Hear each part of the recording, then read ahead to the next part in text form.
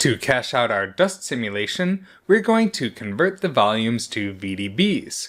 VDBs are typically more efficient than Houdini's native volumes, and they're also recognized by a wide variety of other applications that you might be doing your rendering in.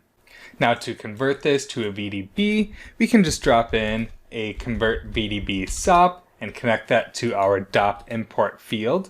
And then on that convert VDB SOP, we'll set this to convert to VDB.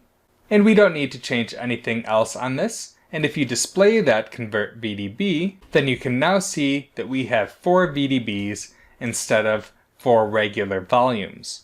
Now generally, when working with VDBs, it's expected that your velocity volumes will be all combined into one vector volume instead of individual scalar volumes for x, y, and z separately.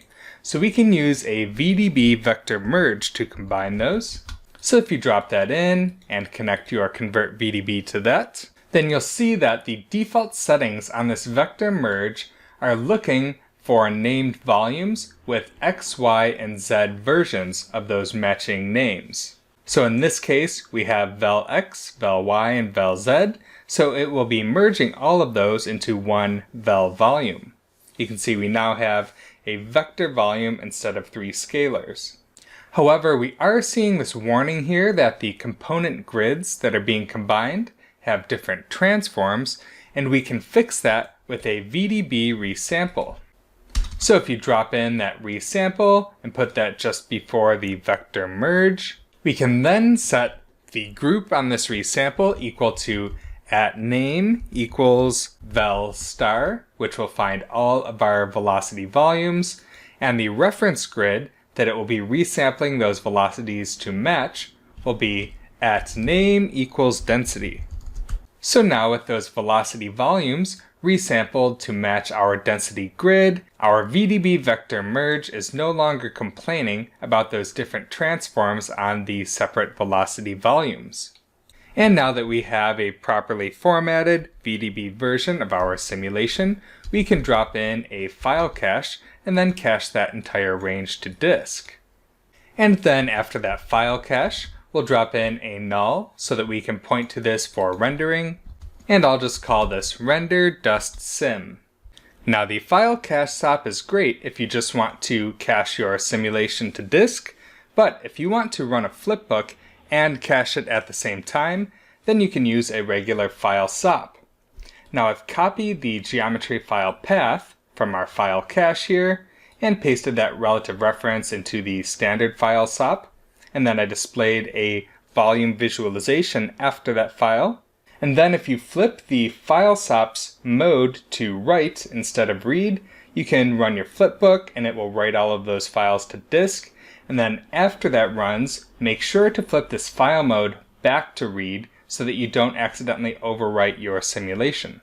Now if we take a look at my updated version, I've made a number of different changes to get the sim to this point compared to that previous version.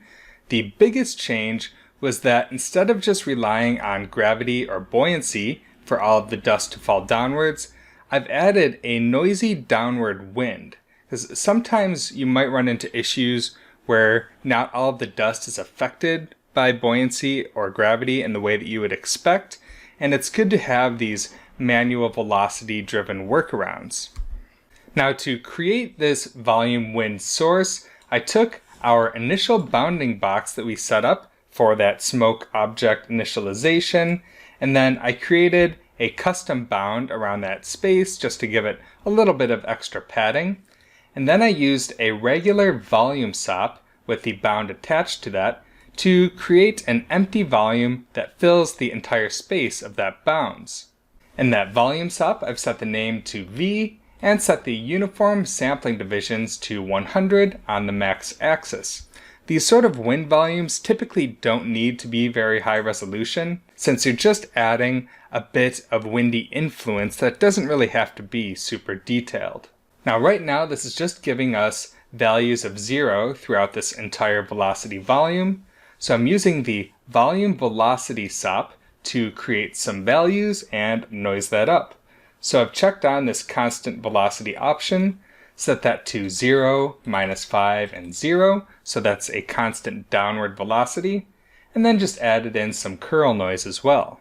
And then after creating this velocity volume, I've converted that to a VDB and then merged those vectors together so that they're not separate velocity volumes. It's all one vector velocity volume here. And of course, when you're tweaking the magnitude of this and the curl noise, you want to be able to visualize what that looks like. So I've just used our standard volume trail setup to view those velocities while tweaking the noise on it. However, one little difference from the other volume trail setup that we did was that I didn't use the points from volume. Since the points from volume doesn't have a density to use here, so it wasn't generating any points. So instead, I just created a new bound SOP, which will wrap a bound around our velocity volume, and then used a pyro source with the type set to volume scatter.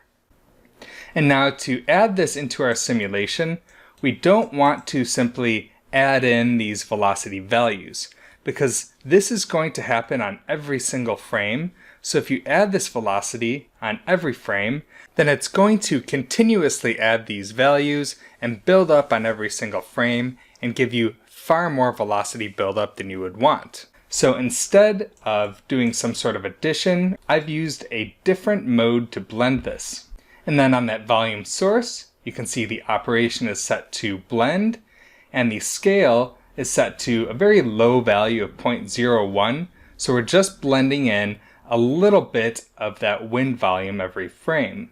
And when I say we're blending that in, we're actually pushing the existing velocity values in our simulation toward the velocity represented by the wind. You could also potentially use the average or pull operation to add in a windy source, but I found that the blend seemed to work the best. And with that downward velocity source blended in, I've turned off gravity entirely, but I have left in some downwards buoyancy. You can see I have a lift of 5 with a direction of -1. And when I was tinkering around with the buoyancy in general, I turned the cooling all the way off so that our temperatures would not be reduced at all, because our buoyancy is driven by temperature. And I also turned the temperature diffusion all the way down so that the temperature wouldn't get blurred out in the volume. Normally I don't really mess around with temperature diffusion, but in this case it seemed to help out a bit. And you'll also see here that I've turned the time scale down a little bit, down to 0.85. Sometimes if your simulation is feeling a bit too active and you really need to just slow it down a bit to achieve that big sense of scale, then sometimes experimenting with that time scale can really help out. And now moving over to the shape settings, you can see that I've added in a little bit of dissipation here, and I've turned the disturbance up at the start of the sim and turned the turbulence down a bit. And I've also turned up the disturbance a little bit at the start on this smaller scale disturbance as well that I've added in via this extra micro solver. I've made a few small changes to our sources as well. For example, this extra source for his head impacting the building, I've increased the velocity contribution there by turning up that scale a bit. And I've also turned up the collision velocity on the building collider. And the last change that I made for this version of the sim is a pretty major one. On this gas resize node, you can see the max bounds is set to clamp to the initialization size by default. Now, if you don't make your initial bounds big enough, then it's very easy for your dust to hit the sides of the container and to show a hard edge when it hits that area. Now, you have a few different options to deal with this. You could just increase the size of your initial object, and that's what I did in this case. I just increased the size of this initial bound here. But if you don't want this box to start out so big, then you could leave the initial bound smaller and specify a different clamp reference. For example, you could use another object in SOPs to specify the bounds with this from object here. And you could also manually specify a maximum size, but that seems like it wouldn't be quite as nice to work with. So in my case, I'm just leaving this on initialization static and just making sure my initial bounds is big enough. And now once again reviewing the result, after making all of those changes, our new simulation looks like this.